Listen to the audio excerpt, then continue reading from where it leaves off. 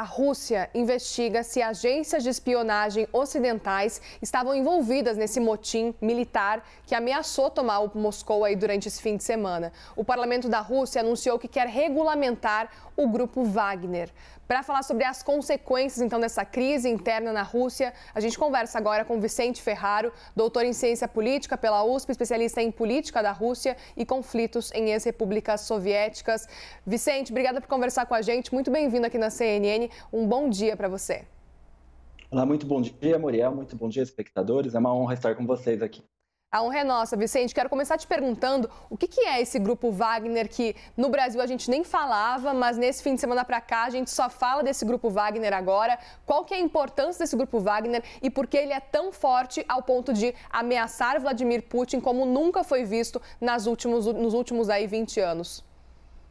Olha, Muriel, o grupo Wagner é um grupo mercenário que vem sendo utilizado como um importante instrumento de política externa da Rússia nos últimos anos, né? É um grupo que teve uma atuação muito significativa em países da África, né? Principalmente na República Centro-Africana, também teve uma atuação na Síria e desde o ano passado está tendo uma situação um posicionamento muito enfático ali no fronte leste da guerra na Ucrânia, no Donbás, né? Então, é um grupo que é utilizado, que apesar de ser um grupo mercenário, é utilizado diretamente pelo Estado russo nesses conflitos, né? E é um grupo que vem adquirindo uma projeção muito grande com a invasão de larga escala do ano passado, né, de fevereiro de 2022, né, por conta dessa atuação muito significativa no Donbás, e que gradualmente, desde que começou o conflito, vem tendo atritos com outros blocos, com outros atores dentro da política russa, né? Sobretudo o Ministério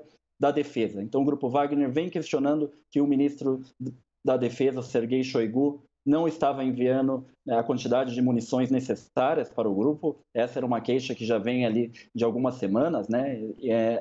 Houve o questionamento também de que recursos financeiros estavam sendo desviados, não estavam chegando ao grupo e de que isso não seria uma novidade, né? Isso teria ocorrido, inclusive, nos conflitos da África, né? Então, esses atritos entre o grupo Wagner e o Ministério da Defesa da Rússia vinham crescendo já há algum tempo, né? Eu diria que talvez há anos, e foram agravados agora com essa crise na Ucrânia, né? E um dos objetivos do grupo nesse motim, inclusive, não era abertamente derrubar Vladimir Putin, mas caçar o ministro da Defesa, né? Ou seja, encontrar Sergei Shoigu e prendê-lo, né? Para tentar ali conter essa desavença que o grupo tinha com o Ministério da Defesa há algum tempo. Vicente, o que a gente acompanhou principalmente no domingo agora, no fim do domingo, foi uma espécie de acordo que foi feito aí, mediado por Belarus, entre a Rússia e esse grupo Wagner. E aí existiram algumas promessas. Gostaria de que você elencasse essas promessas e me dissesse, na sua avaliação, quais são as chances da Rússia realmente cumprir com essas promessas daqui para frente e que tipo de poder essas promessas podem dar para o grupo Wagner a partir de agora. Olha, Muriel, em primeiro lugar, eu gostaria de chamar a atenção, né, de que esse acordo foi mediado por Belarus, né, pelo autocrata Alexander Lukashenko, né, que desde a década de 90 governa o país, e o fato de Lukashenko, ou seja, Belarus, ter mediado esse acordo, mostra o quanto a estabilidade política em regimes e países vizinhos à Rússia, né, depende da estabilidade do poder de Vladimir Putin, né? Então, as autoridades de Belarus estavam muito preocupadas com os acontecimentos na Rússia. Em 2020 e 2021, houve um grande levante dentro de Belarus, né? Uma série de protestos que quase levaram à derrubada de Alexander Lukashenko. E, graças à interferência, à influência política de Vladimir Putin, Alexander Lukashenko conseguiu se sustentar em Belarus, né? Então, para ele era fundamental que essa situação política na Rússia fosse estabilizada, né? Porque o seu próprio regime estaria ameaçado por uma eventual queda do regime de Vladimir Putin, né? E essa preocupação também estava presente em outras ex-repúblicas soviéticas. Os acordos, então, segundo Alexander Lukashenko, houve uma promessa de anistia ao grupo Wagner, né? E sobretudo ao seu líder Yevgeny Prigozhin, e uma promessa de que Yevgeny Prigozhin poderia se estabelecer com segurança no território de Belarus. Eu não acredito que esse acordo vá ser respeitado, né? Porque essa concessão, ela representaria inclusive uma fraqueza de Vladimir Putin, né? O que a gente viu nos últimos dias foi uma fraqueza do regime, e uma concessão ali desse porte seria uma concessão ainda maior.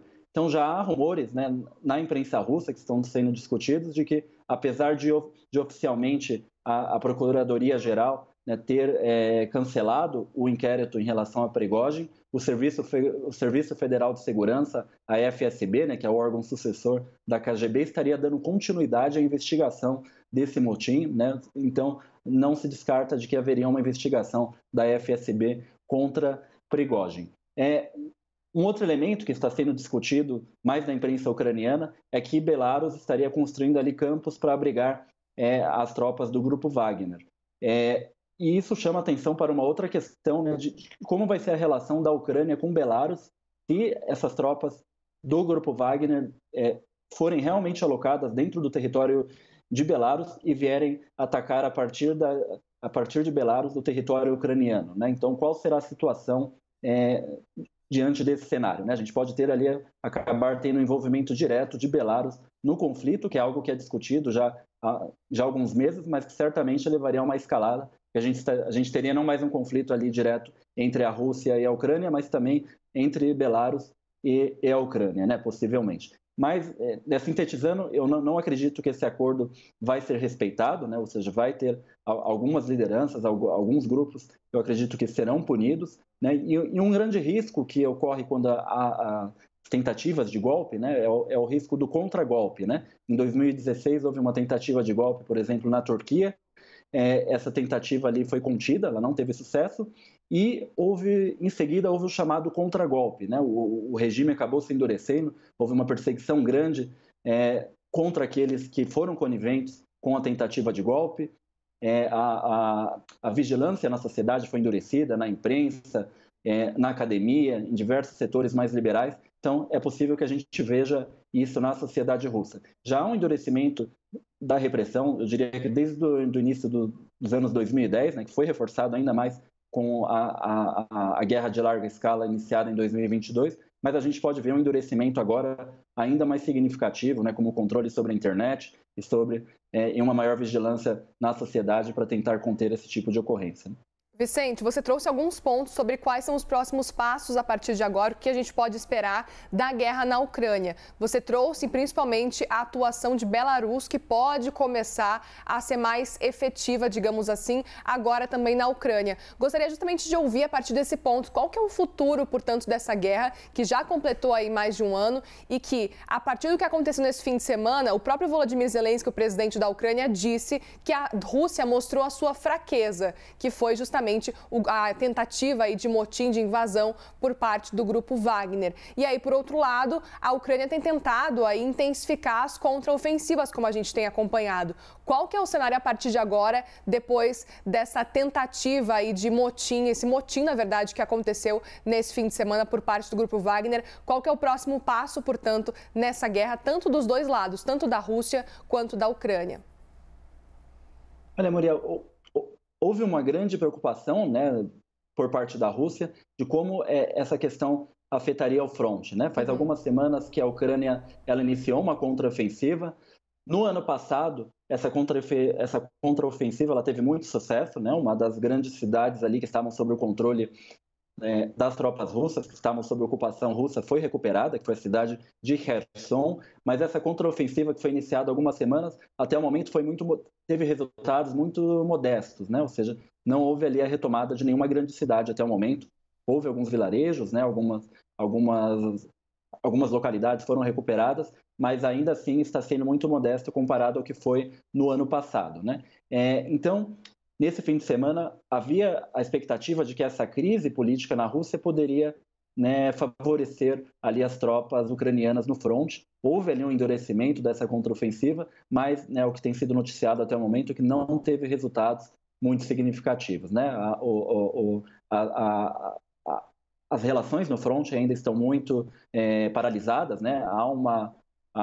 Apesar da contraofensiva, a reação russa segue sendo forte. Então, a gente não vê ali uma grande mudança do cenário no fronte. Eu acredito que essa guerra ainda vai se estender, né, por muito tempo, e E a Ucrânia, né, como eu falo há algum tempo, ela praticamente corre contra o tempo, né? A Ucrânia tem a preocupação de que se ela não tiver um contra-ataque, né, significativo, com resultados significativos, o bloco de apoio a ela no Ocidente pode ser enfraquecido, né? Ou seja, o Ocidente pode começar, as potências ocidentais podem começar a revisar esse apoio, né? Ver que esse apoio não está dando muitos resultados. Pode haver também a preocupação de que uma eventual mudança, né, nos próximos anos nas lideranças norte-americanas, né, uma eventual vitória, por exemplo, do Partido Republicano, ou mesmo uma volta de Donald Trump, né, teria um impacto muito grande para o apoio à Ucrânia, né? O Donald Trump e os grupos mais alinhados a ele já anunciaram de que não tem de que eles não têm a mesma posição que o Biden, eles inclusive são contrários a essa ajuda muito enfática à Ucrânia, e isso poderia ser catastrófico para a Ucrânia, né? Uma mudança, um realinhamento de forças na política doméstica norte-americana, ou mesmo de outros países, de outras potências ocidentais, né? Então a Ucrânia corre contra o tempo, né, nessa questão de conseguir mostrar uma efetividade no contra-ataque e de conseguir recuperar mais territórios antes que essa coalizão de apoio a ela em países do Ocidente possa ser enfraquecida. Vicente, você comentava há pouco que as chances de Vladimir Putin realmente cumprir aquilo que prometeu aos mercenários, ao grupo Wagner, são baixíssimas, a tendência é de que ele não cumpra. Gostaria de te ouvir e entender se, a partir desse momento, se Vladimir Putin não cumprir o que foi acordado a partir da mediação de Belarus, cria-se uma possibilidade de um novo motim e aí sim uma dificuldade ainda maior para Putin. Qual que é a sua avaliação? Sim, se ele desse uma resposta rápida a esse motim, eu acredito que o risco de um novo motim seria muito alto, né? Ele é politicamente muito habilidoso, então ele sabe, né, também os riscos que ele corre. Então eu acredito que essa repressão, ela talvez não venha tão rápida quanto, né, alguns analistas estão esperando, né? Eu acredito que talvez seja ali uma repressão gradual, né, e que ganhe força ali à medida em que ele se sentir mais estável, né, e mais estabilizado politicamente dentro da Rússia. Mas o que a gente viu nesses dias, eu acredito que é muito parecido à iniciativa de um golpe militar, né, apesar de não ter sido promovida por uma ala do Exército, foi promovida por um grupo mercenário, mas com grandes semelhanças a uma iniciativa de um golpe militar, né, que a gente tem a chamada estratégia do primeiro passo, né, em que um grupo dá o primeiro passo e espera que os outros venham a aderir. A gente não viu uma grande adesão, né, por parte de outros grupos militares dentro da Rússia, mas o que foi preocupante para o regime é que não houve uma resistência também. Então não houve uma adesão, mas também não houve uma resistência. A resistência foi muito pouco significativa, né? As tropas do grupo Wagner foram avançando dentro, a coluna do grupo avançou dentro da Rússia com uma grande facilidade, né? Ali na cidade de Rostov, inclusive, além de não ter tido uma resistência significativa, houve um grande apoio da população local, né? O que levou em dúvida a fortaleza, né? A força do regime, da legitimidade do regime que é tão divulgada, né, pela imprensa russa e por alguns centros de pesquisa, né, de que haveria um grande consenso, um grande apoio a Vladimir Putin dentro da Rússia, e o que a gente viu em Rostov ali foi uma certa vacilação nesse apoio, né? A gente viu ali que havia muita gente ali em Rostov apoiando o grupo Wagner, né? Então o regime assim talvez não tenha uma legitimidade tão fortalecida, né? O quanto o quanto parece à primeira vista. E por último, um outro fator curioso é que o regime já há muitos anos persegue os grupos liberais, né, os grupos que teriam posicionamentos mais alinhados ao Ocidente, né? Então esses grupos dentro da academia, dentro da imprensa, da mídia russa, foram já há anos muito reprimidos.